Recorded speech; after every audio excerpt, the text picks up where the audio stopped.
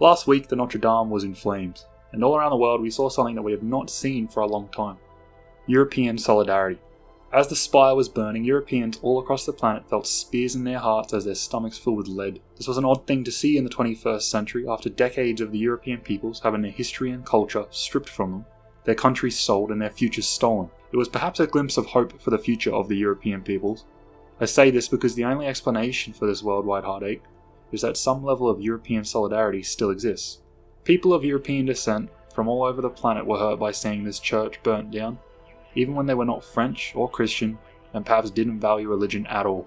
So how can you explain this heartache if the majority of the people who were hurt by this inferno were not French, religious, or Christian? Because the Notre Dame might have been built as a monument to God, but it survived as a monument to our people. In its Gothic architecture is the spirit of our people, the great thick columns reminiscent of the ancient trunks in the European forests that at the top sprawl out into branches that support a high and beautiful canopy, sprinkled with flowers. The Notre Dame is stone, wood and glass shaped by the ancient nature of our people. That is the reason why we felt a stab in our hearts watching this monument to Europe burn. European solidarity. It is the European world seeing the work of their ancestors being destroyed. We can see what was happening to France, and we knew it could have just as easily been us.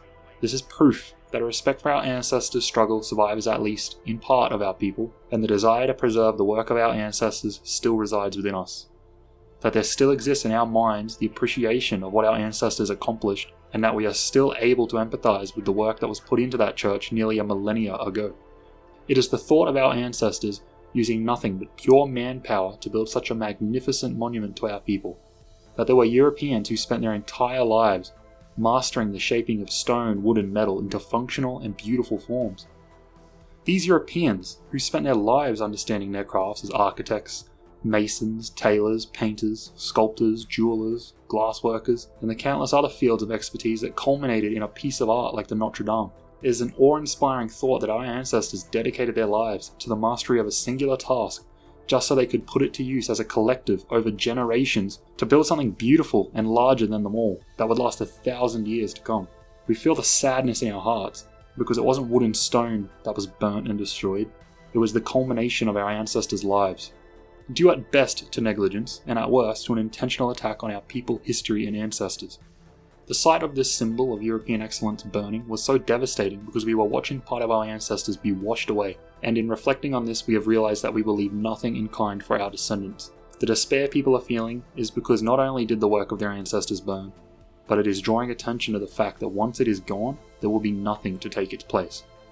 Who in the 21st century is leaving monuments to the European people that our descendants can cherish in 1,000 years, if we manage to leave any descendants at all? We know that any efforts to rebuild it will be empty and hollow in comparison to what has been lost. Nothing that requires the effort and community that the original work took will take its place. The best we can hope for is some soulless replica made with machines and computers, assembled without ever passing through the hearts and minds of a community or feeling the warmth of a human's hands. At worst, it will be replaced by some modern bullshit that will symbolize the multicultural society France has become, built by the new French in an attempt to show how French they really are.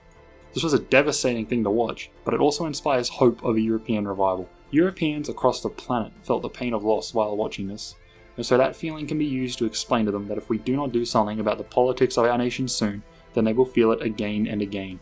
And if we allow our hearts to harden and get used to it, nothing of ours will remain in 1,000 years, and the only consolation that you will have is that we won't have any descendants in existence to feel the pain of that loss.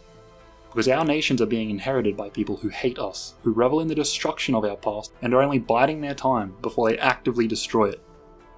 They laughed as the Notre Dame burned, they relished in its destruction, all the while declaring what they want to see burn next. That is why I fear for places like London, which at this moment is only half white, let alone half English. And I wonder how long until the world watches as the Tower of London, Westminster Abbey or the British Museum burns.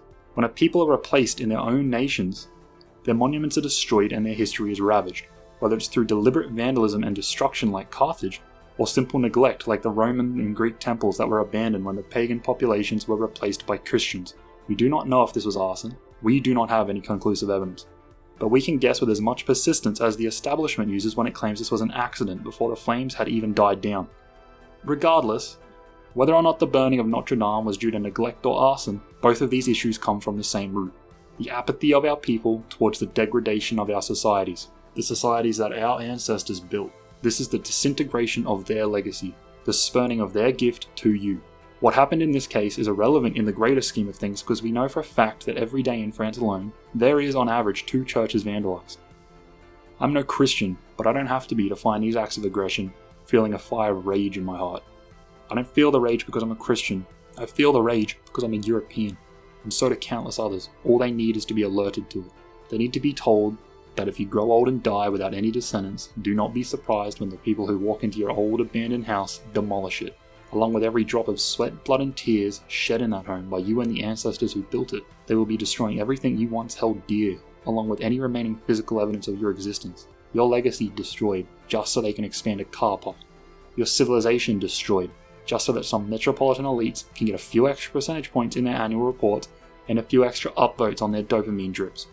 It takes a high trust community to build something like the Notre Dame, but it only takes one malicious outsider to reduce it to ashes. This is the process that our entire civilization is undergoing, and that is why we cannot allow the passions of the European people that were inflamed by this inferno to go to waste. Every time our history is destroyed, then we must fight back and stoke the fire in us all, the fire that was passed down to us by our ancestors, and that we must kindle and pass down to our descendants.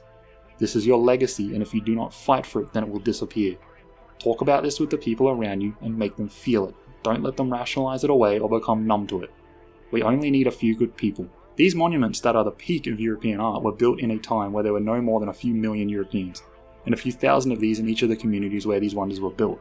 There is still hope for us. The ashes of these ancestors are still smouldering within us, and all we have to do is tend to them and kindle them back into an inferno that will put the Notre Dame to shame. When our monuments are destroyed, our ancestors are destroyed. And when our ancestors are destroyed, we are destroyed. Guard your ancestors' legacy like it is your own, because it will be.